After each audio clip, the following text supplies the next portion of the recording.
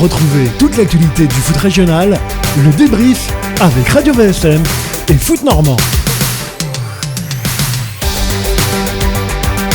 Chers amis, on se retrouve pour le débrief de Radio VFM et Foot Normand, épisode 14 ce mardi. Vous le savez, numéro exceptionnel consacré au Mercato qui s'est refermé au cours de la nuit de lundi à mardi. On continue cette spéciale Mercato dans un instant avec le Havre Athletic Club.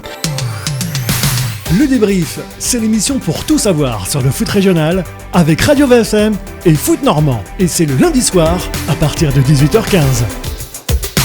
Spécial Mercato dans ce débrief Radio VFM Foot Normand aujourd'hui avec moi Mathieu Billot, Foot Normand. Salut Mathieu. Salut Christophe, salut à tous. Et puis notre invité sur cette deuxième partie, c'est le directeur général du Havre Athletic Club, Pierre Ventier, qui est avec nous. Bonsoir Monsieur Ventier. Bonsoir. On avait Johan Oedlin, le directeur sportif du Stade Malherbe de Caen, comme invité de la première partie. Avec lui, on évoquait également le Mercato, bien évidemment, du Stade Malherbe. J'ai envie de vous demander, comme à lui, si vous avez bien dormi la nuit dernière, Pierre Ventier. Bon, on dort toujours bien déjà parce qu'on est entre guillemets libéré, mais bon, d'abord le Mercato s'arrête à minuit, donc c'est pas. Oui, on a bien dormi. On aurait aimé peut-être trouver une option sur un profil de joueur offensif. On l'a pas trouvé, mais c'était pas pour nous une nécessité absolue. En tout cas, on l'a pas perçu comme tel. Paul était très clair sur le sujet. Si c'est un vrai renfort, oui. Si c'est pas un vrai renfort, non. Voilà. Donc du coup, on est resté comme ça. Et on verra ce que la deuxième partie de saison donne, mais on reste ambitieux. Oui, parce que cette dernière journée du côté du HAC, elle a été animée notamment par le départ de Khalid Boutaïb, un départ qu'on va qualifier de surprise, en tout cas pour l'environnement extérieur. Donc Khalid Boutaïb, qui s'est engagé au Paris FC, il a signé un contrat d'1 an et demi. C'était un départ qu'on ne pensait pas spécialement prévu. Visiblement, c'est le joueur qui aurait demandé à partir, c'est ça Monsieur Ventier ? Oui, c'est toujours une situation un peu particulière. Khalid a 35 ans au mois d'avril. Le club lui propose 1 an et demi de contrat, visiblement à des conditions séduisantes. Bon, voilà, on a réfléchi et puisque Paul considérait que c'était un départ qui était acceptable, le club l'a accepté parce que c'est un joueur qui est transféré et dans le contexte économique, je suis désolé d'être un petit peu réfrigérant, mais le contexte économique peut pas être ignoré. On peut pas se dire qu'on vit une crise terrible dans le football et ignorer une opportunité. Voilà, Khalid, je constate juste, je faisais l'expérience et je veux pas mêler des affaires des autres, mais je constate que Khalid est vendu dans les mêmes eaux de transfert que Kenyan Nsona. Je veux dire, je dis juste simplement qu'il faut se rendre compte que c'est aujourd'hui l'économie dans laquelle vivent les clubs de Ligue 2. Donc ce type de somme n'est pas négligeable pour aucun club, pas plus Malherbe que nous, que d'autres clubs de Ligue 2 en France. Bien sûr, on rappelle que Khalid Boutaïb était en fin de contrat au HAC au mois de juin, donc forcément pour lui c'est intéressant parce qu'il y a une année de contrat, et donc vous évoquiez l'aspect financier. Notre confrère de Paris-Normandie et spécialiste du HAC, Benoît Donquel, évoquait une indemnité autour des 500 000 euros. Forcément pour un joueur de 34-35 ans, à 6 mois de la fin de son contrat, on peut considérer que financièrement c'est une bonne opération pour le HAC. Oui. Alors après, je confirme pas exactement l'indemnité de transfert parce que c'est pas à moi de communiquer pour les achats du Paris FC, mais l'ordre de grandeur n'est pas déraisonnable, les chiffres cités sont pas déraisonnables. Oui, mais je redis, si on n'avait pas considéré que sportivement le retour de Jamal, que l'on espère pour les jours prochains, Jamal Thiaré, plus les joueurs offensifs que l'on a déjà, Papi Bnouba, Quentin Cornet, Nabil Alioui, Baptiste Sabli, etc., plus les jeunes, voilà, on pense que l'équipe peut tourner avec le même niveau sportif, le retour de Jamal étant pour nous effectivement important. Juste un petit mot, vous évoquiez Jamal. Est-ce qu'on peut espérer le voir, au mois de février ? Je veux pas aller plus loin. Alors, je suis pas médecin. Les médecins sont plutôt confiants. Après, il a un petit souci. Le secret médical m'interdit. D'abord, je suis pas au courant de son dossier dans le détail, mais il a un souci qui est pas dramatique, mais qui est très gênant au quotidien. On a espéré d'ailleurs à un moment donné qu'il serait déjà prêt pour les journées précédentes. Ça n'a pas pu se faire, notamment pour le match contre le Paris Football Club. Ça n'a pas pu se faire. Voilà, peut-être qu'il sera dans le groupe à Niort. On n'exclut pas totalement qu'il puisse reprendre. Après, voilà, c'est lui qui ressent la douleur et la gêne. Mais c'est vrai que c'est un vrai handicap pour nous. Pierre Ventier, directeur général du Havre Athletic Club, vous êtes l'invité du débrief de Radio VFM et Foot Normand ce mardi. On évoquait tout à l'heure le départ de Khalid Boutaïb. C'est un départ qui avait peut-être été un petit peu anticipé par le club, puisque vous aviez enregistré le prêt jusqu'à la fin de la saison du jeune Mathis Ablin, 18 ans, on le rappelle, qui arrive en provenance du Stade Rennais. On a entendu Paul Le Guen dire qu'il fondait beaucoup d'espoir sur lui. Vous aussi? Alors, si Paul a parlé technique, c'est pas moi qui vais parler technique par-dessus Paul. Non, mais pour être très clair, moi j'ai de très bonnes relations à titre personnel avec Bruno Genesio, c'est mon copain de très longue date. Bruno, depuis longtemps, quand on en a parlé, on a fait un match amical à Dinard en début de saison. Déjà, dans une conversation informelle, Bruno m'en parlait comme un des vrais espoirs du Stade Rennais. Paul a très bien ses connexions et sur la Bretagne en particulier. C'est un joueur dont le talent n'est pas contesté par personne. Après, voilà, c'est un joueur qui a 18 ans et demi. N'allons pas demander à Mathis Ablin d'être le Tino Kadewere des 4 prochains mois. Mais on est tout à fait convaincu qu'il peut et qu'il va nous apporter quelque chose, c'est sûr. Je reviens juste un petit peu, donc c'est vrai que Mathis Ablin du coup compense numériquement maintenant le départ de Khalid Boutaïb, un départ qui a été différemment perçu par les supporters et la communauté Célémarine. Donc comme on disait, certains estimaient que c'était une belle opération qui avait été faite par le HAC, notamment sur le point de vue financier. D'autres reprochent un petit peu au HAC de renforcer un concurrent direct. Qu'est-ce que vous avez à répondre à cette remarque? Alors déjà je vais dire, Paris va continuer à jouer à 11. Donc ils ont aujourd'hui un quatuor offensif, ils avaient d'ailleurs hier soir un quatuor offensif qui était Gabi, Gori, Laura et Boutaïb, nos joueurs. Bon. On savait que l'arrivée de Boutaïb faisait partir Gaëtan Laura, voilà, on le savait très bien. On remarquerait d'ailleurs qu'il y a eu une concordance des temps qui est très, très révélatrice. Est-ce que Paris s'est renforcé en prenant Khalid, en perdant Laura? L'avenir le dira. Moi, si vous voulez, je ne suis pas en train de supputer sur les situations.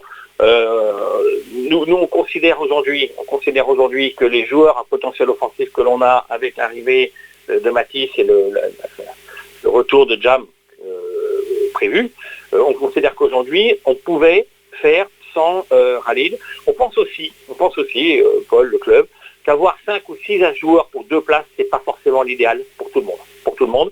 Et donc, c'était un choix assumé. On l'assume, le club. On sait qu'on est critiqué. Moi, j'ai vu un café en ville au Havre. On m'a dit que c'était une énorme connerie. Mais voilà. En tout cas, on l'assume parce que c'est compliqué aussi de dire à un joueur qui a une opportunité, tu restes contre ton gré et on n'est pas certain pour autant que tu joueras. Voilà. Le respect des hommes, je sais que ça peut faire sourire, mais le respect des hommes, à un moment donné, ça compte. Khalid est venu de façon très correcte, de façon absolument constructive au sens où il serait resté si on avait jugé qu'il reste. Nous, on considère, le HAC, égoïstement, pense que le potentiel défensif, quand Jamal sera de retour, et l'arrivée, je dis, de Mathis et les joueurs déjà en place, font que on peut faire la deuxième partie de saison sur le même base, voire mieux que la première partie de saison. C'est le challenge qu'on s'est fixé, on y croit. Ouais, juste un mot, vous évoquiez le départ du PFC de Gaëtan Laura. C'est un joueur qu'on connaît bien, Mathieu, dans la région. Il est orné, il a joué à Saint-Lô notamment, et effectivement, il a bien progressé depuis. En tout cas, là, il a fait un choix de carrière puisqu'il a décidé de quitter le Paris FC pour rejoindre Cosenza, 17e de Série B, autrement dit la deuxième division italienne. Ouais, on peut même dire, alors il a joué, je crois, de mémoire à Argentan, à Alençon, à Saint-Lô, à Évreux, si je me trompe pas. Exactement. Et il s'est révélé, on va dire, au haut niveau, entre guillemets, sous le maillot de QRM. Complètement. Donc on le connaît très très bien en Normandie, et le HAC le connaît très bien parce que à l'époque d'un tour de Coupe de France, il avait fait mal au Havre sous le maillot d'Évreux, si je me trompe pas, monsieur Ventier. C'est pas au club, on m'en a parlé. C'est ça, voilà, d'accord. Oui, ça remonte à quelques années. On fait un petit peu le point sur peut-être aussi la dernière journée du mercato. On évoquait peut-être un intérêt de Dunkerque pour le jeune Ilan Gomez, votre jeune attaquant. Oui, Dunkerque cherchait à se renforcer. Bon, ça s'est pas fait, mais pour des raisons qui sont très simples, c'est que dans la situation de Dunkerque privilégiait l'expérience, un joueur, je dirais, rompu à la Ligue 2 pour essayer d'aller chercher le maintien, ce qui n'est pas le profil d'Ilan. Nous, on pense toujours que pour un jeune joueur, c'est plus important de jouer plus que tout. Voilà, mais peut-être qu'il reste encore quelques marchés qui ne sont pas fermés, je pense. La Turquie, mais voilà, je suis pas très fan d'envoyer un jeune joueur en Turquie en prêt, parce que c'est quand même une adaptation qui est plus complexe, mais il y a d'autres options, notamment je pense à la Suisse, qui peuvent être qui peut être un championnat intéressant, qui peuvent permettre à des joueurs de grandir. C'est l'intérêt des joueurs de prêter, c'est pas l'intérêt du club en particulier. L'intérêt du club, c'est de voir revenir le joueur plus fort. Et on se rend compte que beaucoup de joueurs qui, à un moment donné dans leur carrière, ont accepté d'être prêtés, en ont tiré un grand bénéfice. C'est dans l'esprit de la construction de la carrière et de leur développement personnel. Après, il y a des joueurs qui considèrent que jouer en national est infamant. Je pense qu'ils font une grave erreur. Le national, c'est un championnat qui est dur. Tous les clubs de national le savent. Les matchs sont durs.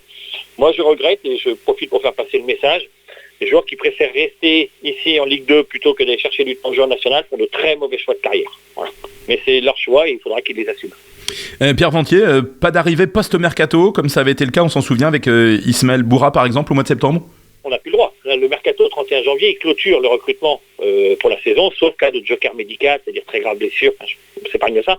Mais là, aujourd'hui, non, le mercato, il est terminé en France. Donc, il y aura plus d'arrivée sur la deuxième partie de saison. Mais je voudrais dire quelque chose quand même sur le mercato en général. Tous les clubs de la première partie de Ligue 2 en France, du top 6, top 7 de l'instant, tous ces clubs ont cherché à se renforcer par un attaquant. Tous sans exception. Et on regarde aujourd'hui, quand on prend le classement, Toulouse n'a pas réussi à trouver ce qu'il cherchait. Sochaux, qui a cherché avec des moyens énormes à l'échelle de la Ligue 2, n'a pas réussi à trouver d'attaquant. Ajaccio s'est fait prêter un joueur en dernière minute dans la dernière ligne droite, parce que ça ne renforce pas, l'avenir le dira. Le Paris FC, on a perdu un, on a recruté un. Il faut bien comprendre que ces difficultés que le HAC a rencontrées, mais j'imagine Malherbe aussi, enfin tous les clubs, je parle Malherbe ou Quevilly parce que ce sont nos voisins régionaux, il y a une très grande difficulté aujourd'hui sur la Ligue 2 à recruter des joueurs, parce que les joueurs qui ont un contrat dans un club de Ligue 1 préfèrent conserver leur contrat, rester entre guillemets au chaud, et ça rejoint quelque part d'ailleurs ce que je regrette sur des jeunes de chez nous qui refusent d'aller chercher du temps de jeu en national. On constate qu'il y a certains joueurs qui ont peu de temps de jeu en Ligue 1, mais qui préfèrent rester dans leur club de Ligue 1. Bon, c'est un choix, c'est chaque individu est libre, mais regardez bien, faisons un bilan calme et lucide du mercato, et vous verrez que aucun club de Ligue 2 ne s'est réellement renforcé pendant cette période de mercato. On va évoquer aussi un joueur dont on entend régulièrement parler pendant les périodes de mercato, enfin depuis 2 mercatos exactement, mais aujourd'hui il est toujours sous le maillot Ciel et Marine, c'est forcément le jeune Isaac Touré dont on entend forcément beaucoup parler. Est-ce qu'il y a eu des offensives le concernant durant ce mois de janvier pour éventuellement qu'il soit transféré? Il n'y a pas eu d'offensive au sens où je pense que vous l'imaginez, c'est-à-dire qu'on n'a pas reçu de propositions pressantes. On avait été très très clair avec l'environnement d'Isaac en disant voilà, nous l'objectif il est de garder Isaac jusqu'à la fin de saison.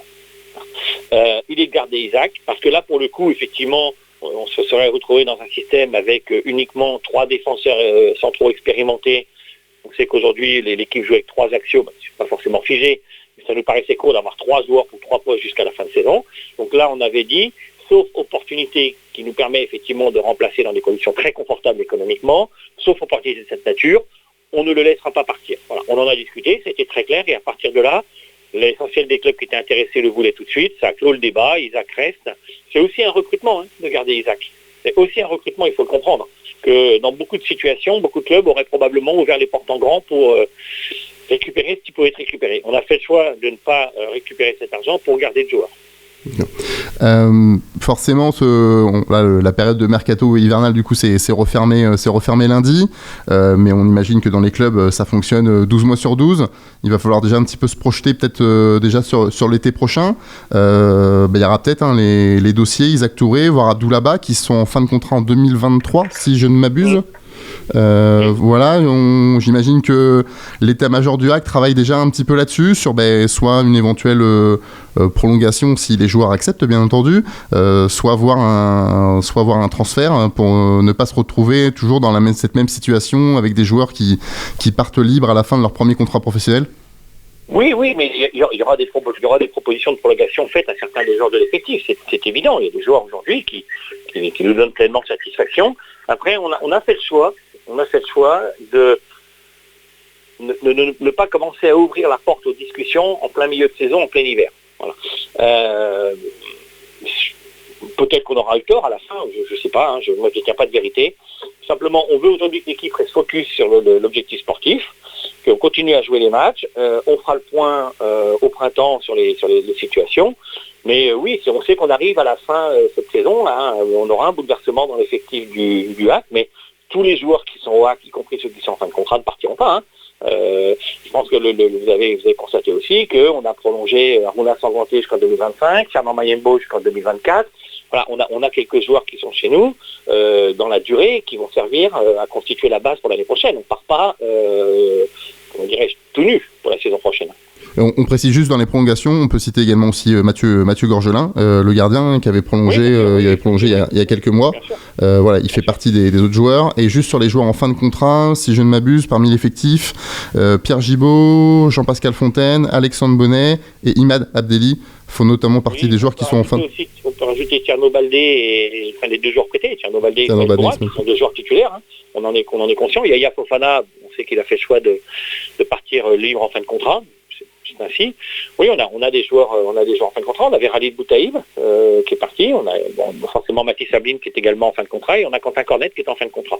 Mais on est conscient qu'on a un chantier important. On est aussi conscient d'une chose, c'est que quelques jeunes méritent d'avoir encore plus de temps de jeu.